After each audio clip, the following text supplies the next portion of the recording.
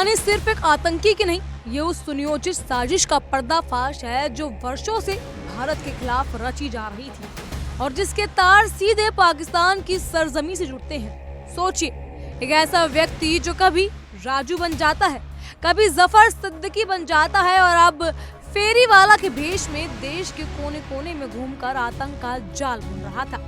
ये कोई सामान्य अपराध नहीं, बल्कि भारत की सुरक्षा को चुनौती देने की गहरी साजिश है।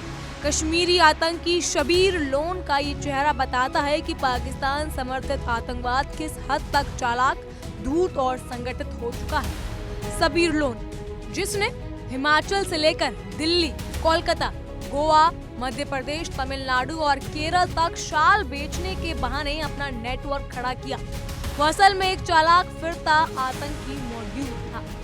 ये कोई संयोग नहीं, ये उसने पाकिस्तान के आतंकी शिविरों में परीक्षण लिया और फिर भारत में बड़े हमले की साजिश रचते हुए पकड़ा गया।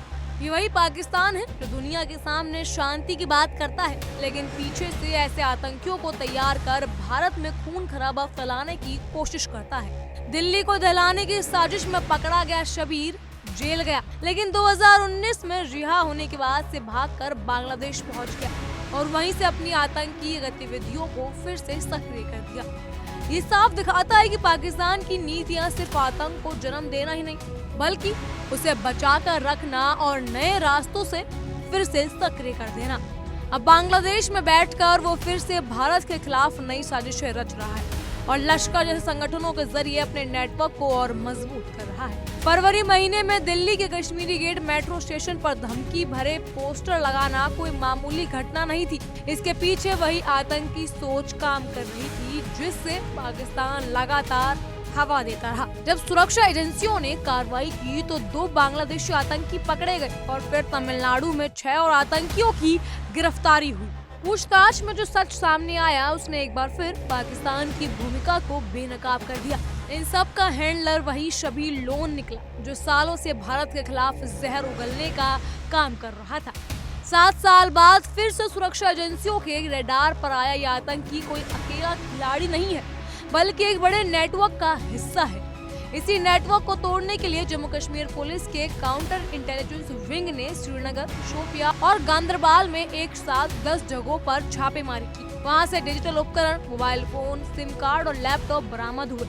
ये सिर्फ सामान नहीं, बल्कि उस डिजिटल जिहाद के हथियार हैं जिनके जरिए युवाओं को बरगालने और आतंक की आग फैलाने की कोशिश की जा रही है। जांच में ये भी सामने आया कि लश्कर ने बांग्लादेश में बैठे अपने हैंडलरों को सक्रिय कर दिया ताकि कश्मीर समेत पूरे भारत में एक नए आतंकी खेल को खेला जा सके। ये खेल सिर्फ बंदूक और बम का नहीं था, जी हाँ, बल्कि दिमागों को प्रभावित करने का भी है।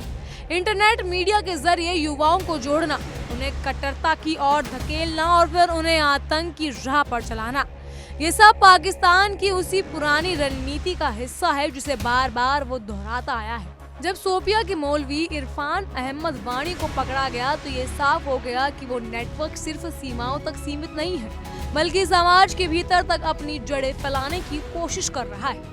पूछताछ में ये भी सामने आया कि बांग्लादेश, अफगानिस्तान और अन्य देशों में बैठे लश्कर के हैंडलर लगातार नए कैडर की भर्ती में लगे हुए हैं। ये एक अंतर्राष्ट्रीय साजिश है जिसमें पाकिस्तान की भूमिका केंद्र में है। शबीर लोन की कहानी यहीं खत्म नहीं होती। वो गांदरबल के कंगन का रहने वाला है और ये किशोर अवस्था से आतंकी संगठनों के लिए काम कर रहा था। वर्ष 2000 में वो लश्कर का सक्रिय आतंकी बना और पाकिस्तान जाकर ट्रेनिंग ली। 2007 में दिल्ली में भारी मात्रा में हथियारों के साथ पकड़ा गया, जहां वो बड़े हमले की तैयारी कर रहा था। 12 साल जेल में रहने के बाद भी उसमें कोई सुधार नहीं आया, बल्कि रिहा होते ही वो फिर से आतंक की राह पर चल पड़ा और बांग्लादेश भाग गया। आज वो फिर से भारत के खिलाफ साजिश रच रहा है, लेकिन इस बार भारत की सुरक्षा एजेंसियां पहले से ही ज्यादा सतर्क है। दिल्ली और तमिलनाडु में हुई गिरफ्तारी के बाद जो सच्चाई सामने आई है वो ये दिखाती है कि भारत अब आतंक के हर नेटवर्क को जड़ से खत्म करने के लिए तैयार है। पाकिस्तान चाहे जितनी मर्जी कोशिश कर ले, चाहे जितने शबीर लोन तैयार कर ले, लेकिन भारत की सुरक्षा व्यवस्था और उसके जवान हर साजिश को करारा जवाब देने के लिए खड़े रहेंगे। इन सब पर आपकी क्या राय है, हमें कमेंट सेक्शन के जरिए जरूर बताइएगा। फिलहाल के लिए इतना ही। तमाम खबरों के लिए फॉलो कीजिए इंडिया डेली को। देखिए इंडिया डेली 24/7 अब आपकी स्मार्ट टीवी पर। इंडिया डेली मौजूद है सभी डिजिटल प्लेटफॉर्म पर लाइव और लगातार। इंडिया डेली 24/7 हर दिन राष्ट्र को समर्पित।